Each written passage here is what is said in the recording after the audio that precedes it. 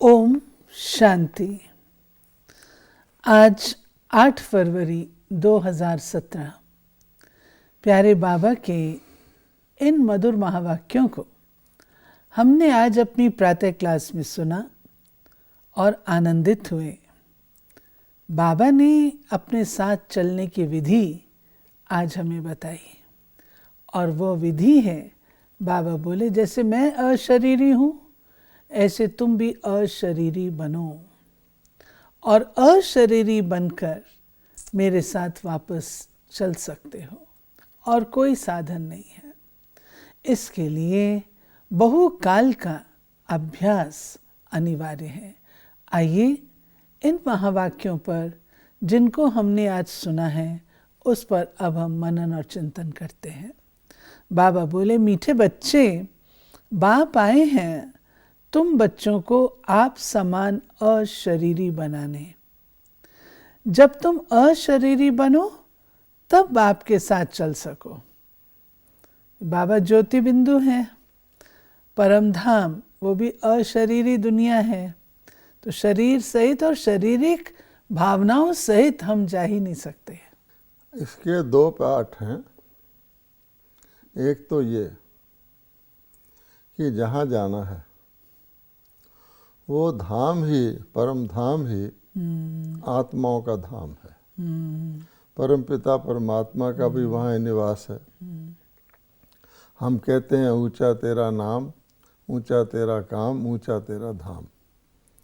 भगवत गीता में भी कई बार परम धाम का जिक्र आया है। अब जहाँ जाना है कैसे, वैसे भी कहते हैं जैसा देश वैसा भेष। तो जब निराकार दुनिया में जाना है तो निराकार बन के जाना होगा। वर्तमान समय हम शरीरधारी हैं, तो वहाँ जाने के लिए प्रथम आवश्यकता है हम अशरीरी बने। शरीर में रहते हुए ये अभ्यास करें कि मैं आत्मा हूँ, ताकि जब वो जाने का समय आए तो हम शरीर को छोड़कर आसानी से जा सकें। दूसरी बात यह है कि अगर हम अशरीरी नहीं बनते, शरीरधारी रहते हैं, तो हमारा यहाँ लगाव, हमारे यहाँ कर्मों का हिसाब किताब बनता है। तो आत्मा का सबसे पहला हिसाब किताब तो शरीर से ही है। शरीर और आत्मा कितने एक दूसरे के साथ जुड़े रहते हैं।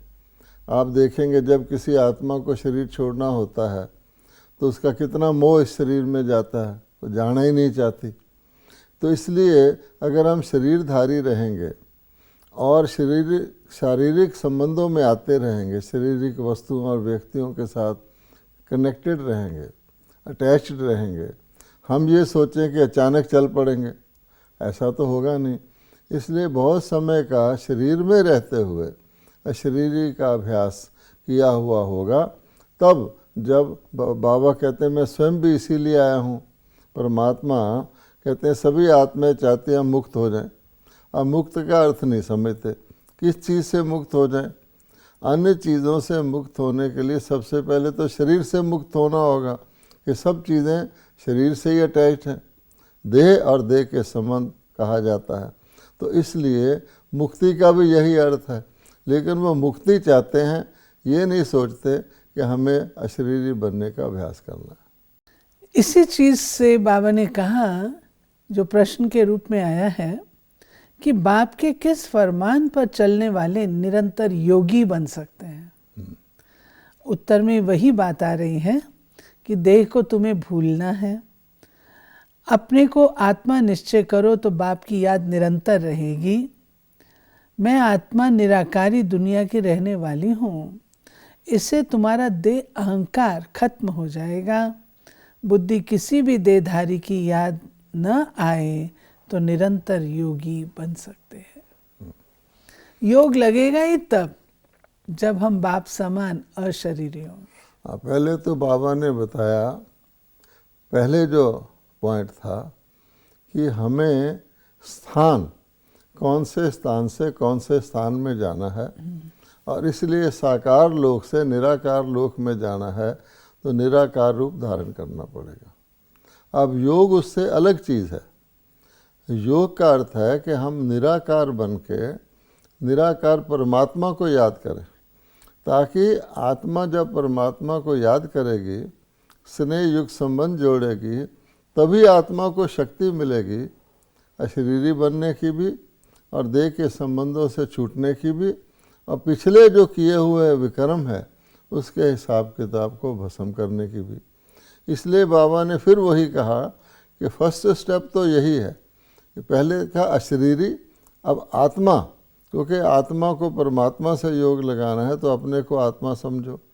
जितना समय आत्मा को समझेंगे उतना समय ही हम योग लगा सकते हैं। अगर निरंतर योगी बनना है तो निरंतर आत्मस्वरूप का अभ्यास करना पड़ेगा। तो बाबा कहते हैं जितना जितना करोगे तो पहले तो तुम्हारा देह अभिमान छूटेगा। फिर बाबा कहते हैं ये बहुत इम्पोर्टेंट है योग के लिए कि हम सब संग तोड़ और संग तोड़ एक संग जोड़ें। तो जब भी हम यहाँ बैठे भी योग में लगाते हैं, इस लोक में बैठे हुए योग लगाते हैं, तो हमें एक परमात्मा की निरंतर याद चाहिए। इसलिए बाबा कहते हैं आत्मा समझोगे तो संबंधों को भूलोगे, क्योंकि संबंध तो शरीर से है।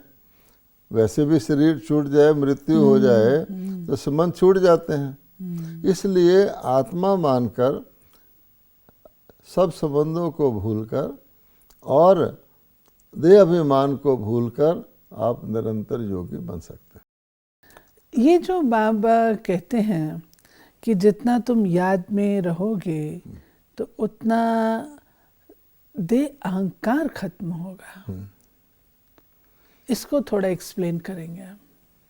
देखिए, अहंकार एक बहुत ही सूक्ष्म शब्द है, लेकिन दिखता है। इतना सूक्ष्म है कि कई कह देते हैं मुझे बिल्कुल अहंकार नहीं है, उनको इसके बाद का भी अहंकार हो जाता है कि मैंने अहंकार नहीं किया। अब आप गौर से देखेंगे कि आत्मस्वरूप में तो हम ना कर्म कर सकते हैं, ना बोल सकते हैं, ना अनुभूति कर सकते हैं। अहंकार पैदा कब होता है? जब हम देह में आते हैं। देह भान, पहले तो देह में आ गया, मैं देह गिनने लग गया अपने आप को। अब देह के साथ जो चीज़ें कनेक्टेड होती हैं, मेरा धन है, मेरी विशेषता है, मेरी क्वालिफिकेशन है, मेरी जवानी है, खूबसूरती है, गाने जो भी है, वो सब देह से संबंधित है। मेरा बहुत बड़ा परिवार है, तो वो सारी चीज़ें देह अभिमान हो जाती हैं। तो अगर देह हट जाए तो देह भान गया तो देह अभिमान भी गया। गीत आज बजा है, तुम्हें पाके हमने जहान पा लिया, ज़मीन तो ज़मीन, गुलजार दादी कहते तीनों लोक पा लिया।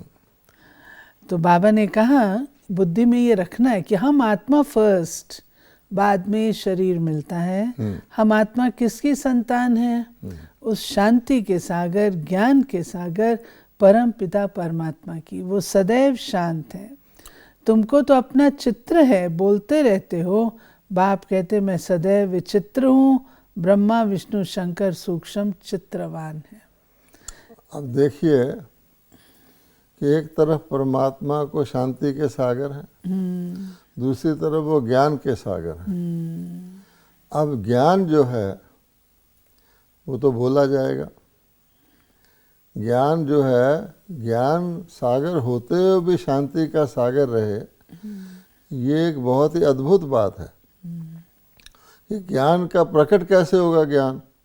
तो बाबा कहते हैं इसलिए कि मेरा ज्ञान मेरे लिए नहीं है।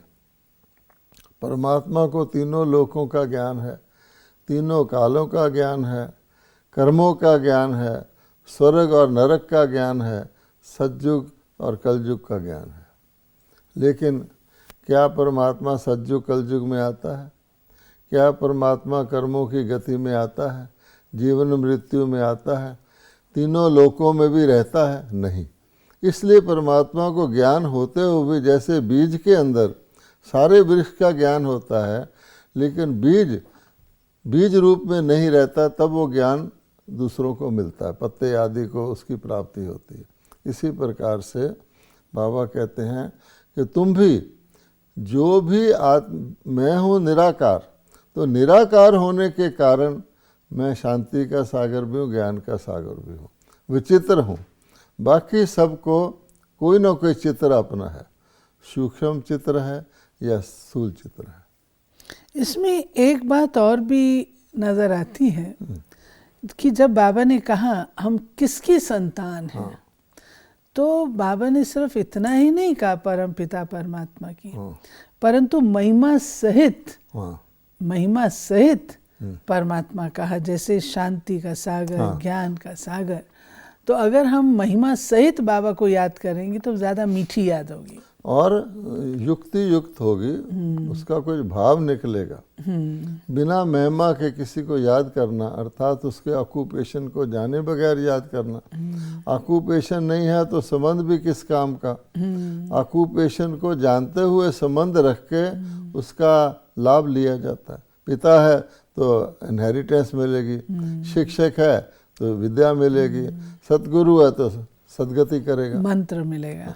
सन्यासी लोग कहते शिवो हम तत्वम, ईश्वर सर्वव्यापी है, फिर तो सब फादर हो जाते। ये तो बेकायदे है। बच्चे पुकारते हैं मुक्ति अथवा जीवन मुक्ति का वर्षा लेने। अब बाबा कहते हैं थ्योरेटिकली सन्यासी कह देते हैं शिवो हम, परमात्मा सब जगह है। अगर है तो सारे फादर हो गए, फादरहुड हो गया ना, फिर तो शिवो हम शिवो तुम, सब जगह शिव ही शिव है। तो कौन किसको इनहेरिटेंस देगा? अगर ऐसा सत्य होता तो लोग मुक्ति के लिए पुकारते क्यों? परमात्मा को परम पिता कह के दुख हरता क्यों करते? दुख किसको हो रहा है? बंधन में कौन है? तो ज़रूर परमात्मा अलग है, वो देने वाला है और ये प्राप्ति करने वाले मनुष्यात्मा है। बाबा कहते हैं मेरे लिए कहा जाता है कि हेवनली गॉड फादर। हेवन कोई मूल वतन को नहीं कहा जाता।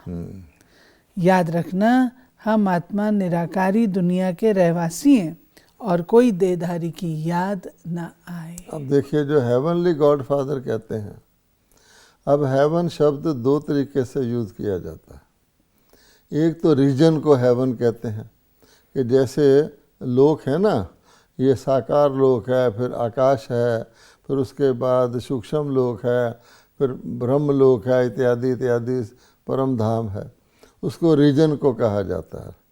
तो उस हिसाब से कहा जाता है कि ये रीजन हेवन है। लेफ्ट फॉर हेवनली अबोर्ड, मैंने उस रीजन में चला गया जहाँ आत्माएं रहती हैं।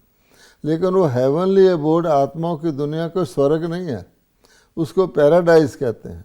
उसको भी कई लोग हेवन कह देते हैं क्योंकि रीजन तो यहाँ से दूसरा हो गया ना। तब बाबा ने समझाया है कि हेवन कोई उस परलोक को नहीं कहते। तो बाबा ने कहा कि याद तुमको निराकारी दुनिया को करना। और फिर इस सिलसिले में बाबा कहते हैं कि मुझे पतित पावन कहा जाता है और मैं आकर के पतितों को पावन बनाता हूँ। पतित दुनिया में कोई पावन नहीं है और पावन दुनिया में फिर कोई पतित नहीं है, लॉ नहीं है। साधु लोग अपने को महान आत्मा कहाँ समझते, वो तो अपने को परमात्मा समझते हैं। शिवो हम कहते हैं। प्राचीन महात्माएं आदि तो कहते थे परमात्मा बेअंत है, वो रचयिता और उसकी रचना भी बेअंत है, फिर निर्वाण धाम कैसे ले जाएंगे? उनको पता ही नहीं जीवन मुक्ति भी भारत में थी। उस समय और कोई धर्म नहीं था, केवल सूर्यवंशी चंद्रवंशी थे। इसमें 3-4 बातें आ गई हैं। हाँ, बाबा कह रहे हैं कि साधु लोग ये अपने को महात्मा भी नहीं कहते, सीधे ही परमात्मा कहते हैं। शिवो हम कहते हैं।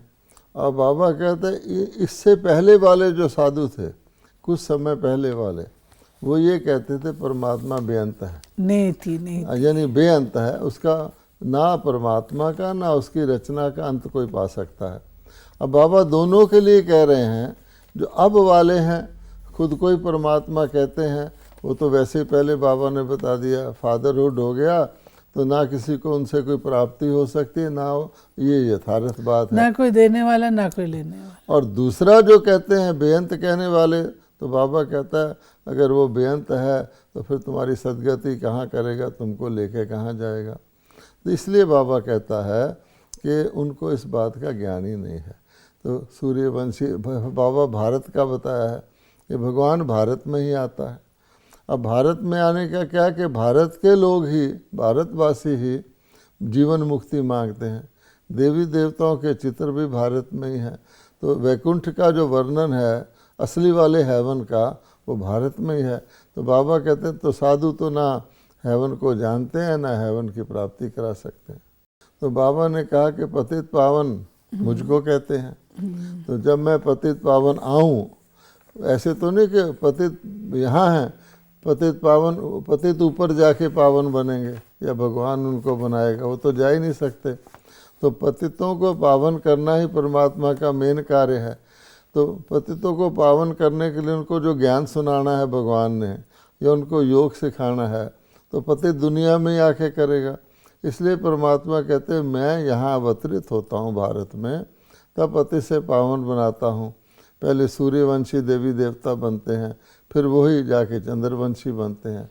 तो ये कार्य यहाँ पर होता है। फिर ये भी कहा है ना कि पतित दुनिया में पावन कोई नहीं है। हाँ, ये एक बड़ी वंडरफुल बात है।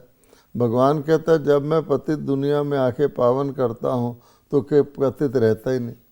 क्या आप सोच सकते हैं कि स्वर्ग में लंगड़े लूले इस तरह के लोग रहेंगे?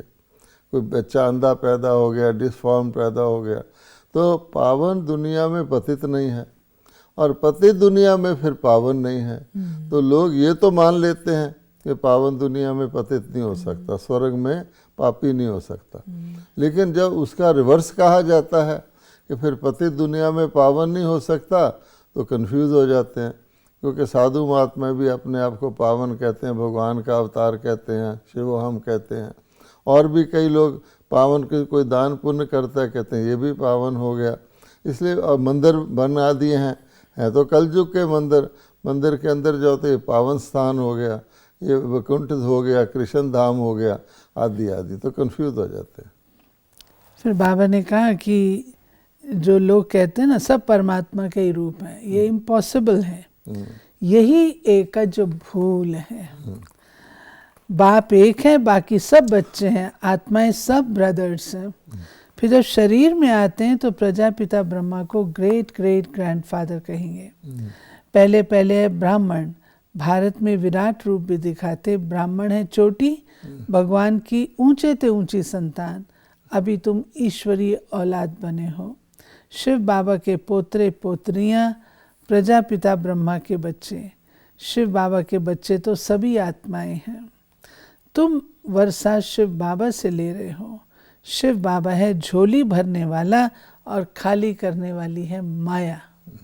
अब बाबा ने तरीका बताया है कि निराकार शिव परमात्मा वो सभी आत्माओं का पिता है।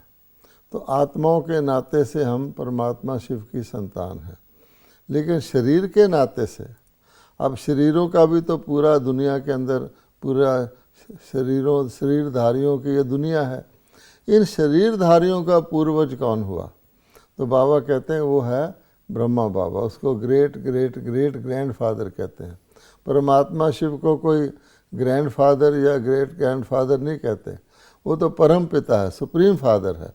तो फिर बाबा कहते हैं उसके थ्रू जब आते हैं तो ब्राह्मण को रचते हैं। कहा जाता ना ब्रह्मा के मुख से ब्राह्मण रचे गए, अर्थात शरीरधारी आत्माओं को पति से पावन बना के आसुरी संस्कार वाले से ब्राह्मण संस्कार वाले ईश्वरी संतान बनाते हैं। ब्राह्मण है ऊंचे से ऊंचा। और तो बाबा कहते उस ब्राह्मणों के बाद ही फिर आगे ये श्रृंखला चलती है। परमात्मा ने क्या किया कि जो आत्मा के अंदर जो भी गुण शक्तियाँ दैवी दिव्यता थी वो ख़त्म हो गई थी, उसको आकर के ब्रह्मा के द्वारा आकर के उस सब को दोबारा आत्माओं के अंदर सात्विकता, दैवी गुण, 16 कला भरे, पूरी स्पिरिचुअलिटी प्योरिटी भरी। अब बाबा ने बताया है कि देखो कैसे मैंने सूर्यवंशी घराना रचा। सबसे पहले तो ब्राह्मण रचे, क्योंकि ब्राह्मणों ने ज्ञान धारण किया ब्रह्मा के द्वारा। ब्राह्मणों को दिखाया भी जाता है कि ब्रह्मा के पास वेद शास्त्र दिखाते हैं, अर्थात ज्ञान ब्रह्मा जी के पास था, उन्होंने ब्राह्मणों को दिया।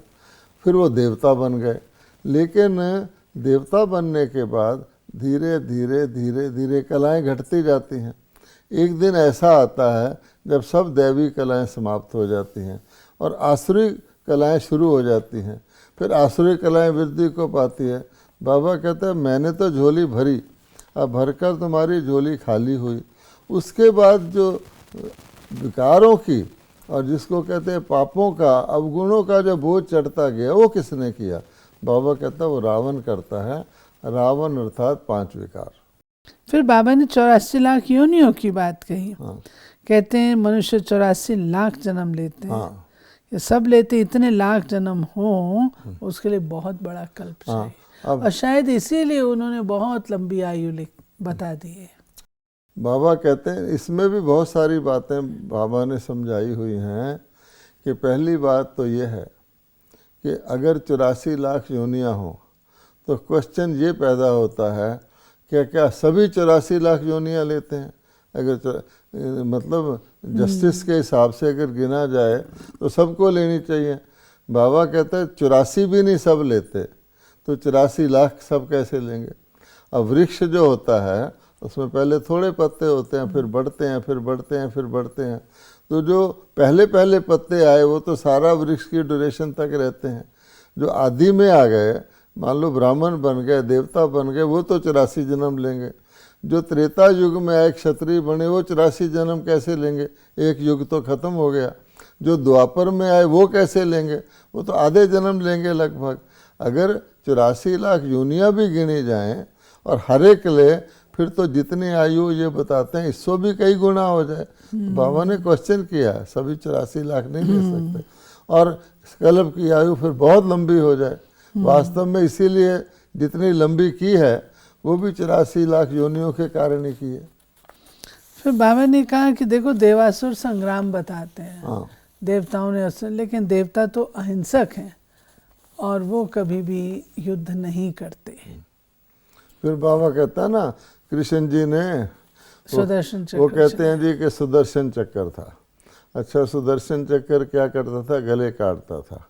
और कृष्ण जी ने सुदर्शन चक्कर का चला करके युद्ध के अंदर और कौरवों का समाप्ति की। अब बाबा कहता है सोचने की बात है कि देवता तो अहिंसक होते हैं, वो चक्कर कैसे चलाएंगे?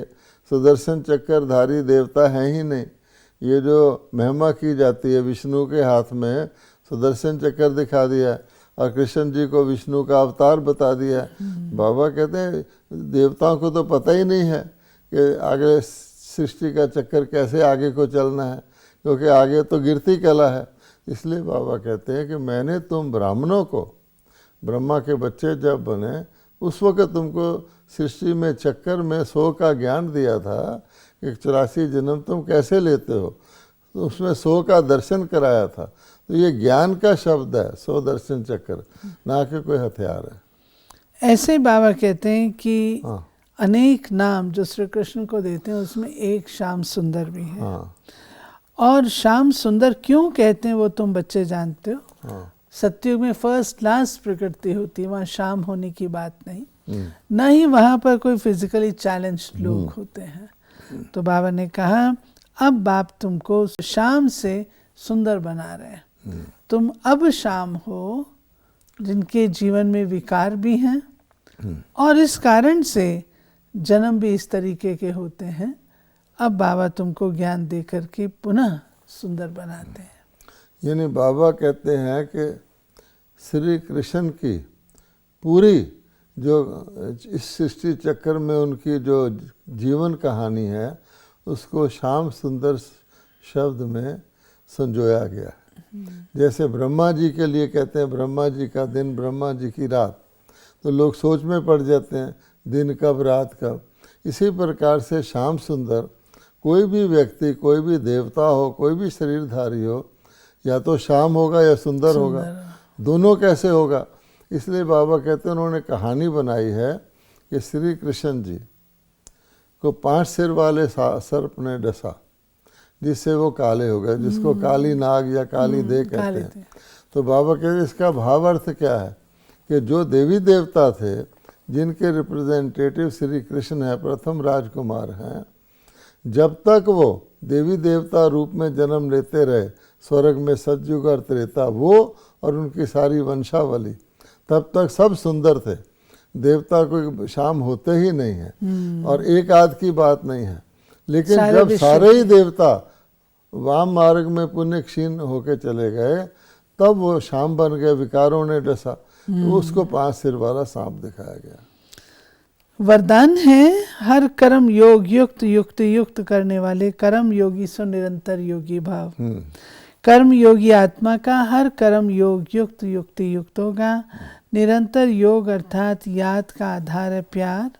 प्यार वाली चीज अपनी ओर आकर्षित करती है। ठीक। स्लोगन है मेहनत से छूटना है तो मोहब्बत के झूले में झूलते रहो। जहाँ मोहब्बत होगी वहाँ मेहनत फील ही नहीं होती।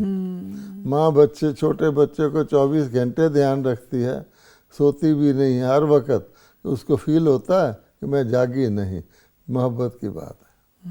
ये थी बाबा की आज 8 फरवरी 2017 की मुरली, जिसमें बाबा ने हम बच्चों को देही अभिमानी बनने के लिए कहा, और तभी हम वापस अपने घर बाबा के साथ लौट सकेंगे। वो हमारा परम धाम है, सुप्रीम धाम है, अपना घर है। तो घर जाना तो पसंद है ना, तो क्यों नहीं देही अभिमानी अवस्था का अभ्यास अपना पक्का किया जाए। ओम शांति।